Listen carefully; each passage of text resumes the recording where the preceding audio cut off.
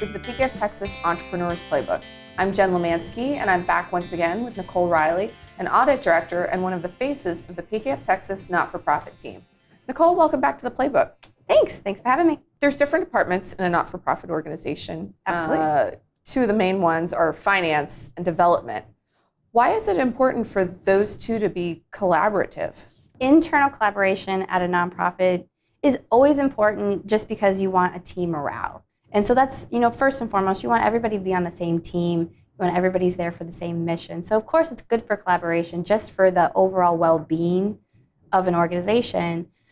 But it's also really important because accurate financial statements is important to the organization, and that can fall through the cracks when these specific two departments don't talk. When they're not communicating, the development department might know of a contribution that's coming that finance does not, and it could be a big one that needs to be recorded, and then you have revenue and contributions recorded in the wrong period. So that's one big reason.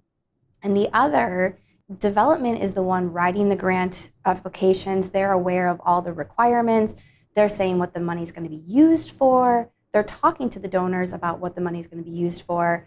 And if the accounting department, if finance doesn't know that, they might not be setting things up to properly track that money.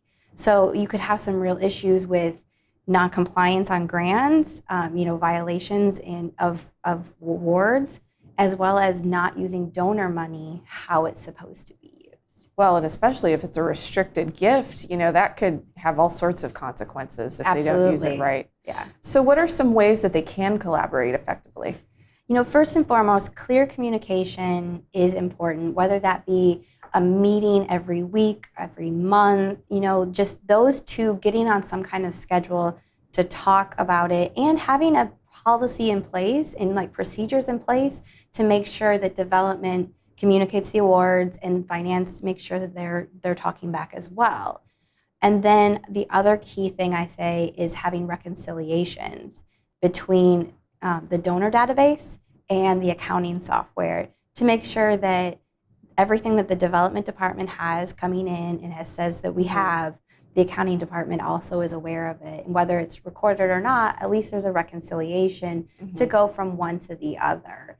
And not only for all of the reasons we already said, but also making sure that all the donors' donations are making it to accounting too. So it's a little extra fraud prevention as well.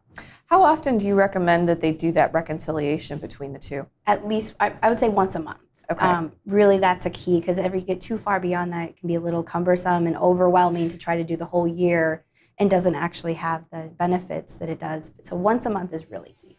Perfect. Well, we'll get you back to talk about some more topics impacting not-for-profits. Thanks. Sounds great.